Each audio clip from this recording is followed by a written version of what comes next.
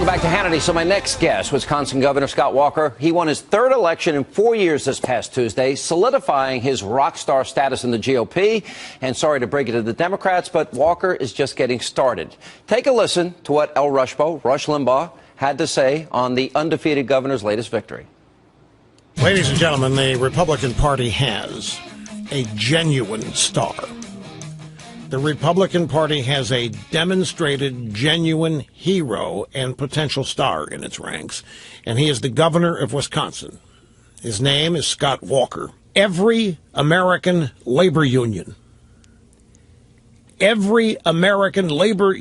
thug, a rigged judiciary, a rigged media, the Democrat Party has thrown everything they've got at Scott Walker, and he has beat them back without one syllable of complaint, without 1 ounce of whining. All he has done is win. Joining me now, the man himself, Governor Scott Walker. High praise from the master. And by the way, I say ditto. I agree with him. They went at you with everything they had, Governor. Good for you. They did indeed. But in the end, we felt here in Wisconsin, I think across America, people want to be for something, not against something. The people in Washington, the big government special interest, they tried to tell our voters what they were against. We clearly laid out what we were for lower taxes, for better schools, for a better future for our children, our grandchildren, and people in our state said we don't want the Washington top-down, artificial, government knows best approach. We want the organic, fresh, new, exciting build-up from the ground up approach that we embraced. Who were the big so-called stars that were brought in a campaign for, by the way, third election in 4 years? That's brutal. Who are the so-called stars that were brought in to campaign for your opponent?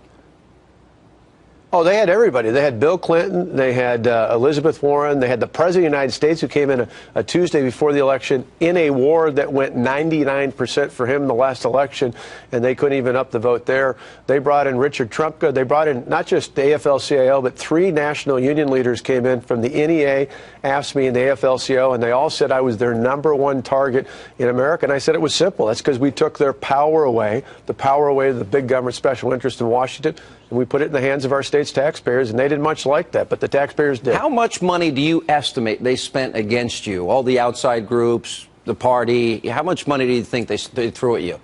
Oh, it's tens of millions of dollars. And remember, it's not just what they spent this time. They literally started almost 4 years ago. On November 2nd of 2010, a website was registered called recallscottwalker.com. That was 4 years ago. Wow. They started that spring with millions of dollars. They ran the recall election, which cost us something like $80 million. And then they were back at it again this fall. You know, it's interesting because I was in Wisconsin about 4 weeks ago, and I was commenting about, I mean, if you believe the ads, you are the devil. You're Satan, or the son of Satan, one of the others. I mean, they were brutal. Yeah. Let's go over, because I actually think what people like yourself, John Kasich, cruise to re-election. Rick Scott, you got, look at, for example, in Texas, you got a new governor there. Rick Perry had been there 16 years. Wendy Davis, the so-called star, was going to take over. Bobby Jindal, Nikki Haley reelected. What was the debt when you came into office? What is the debt now? How much have you lowered taxes, and how many jobs have been created? What was the unemployment numbers? $3.6 billion in deficit when I came in. We now have about $1 billion surplus that this spring we gave back to the taxpayers.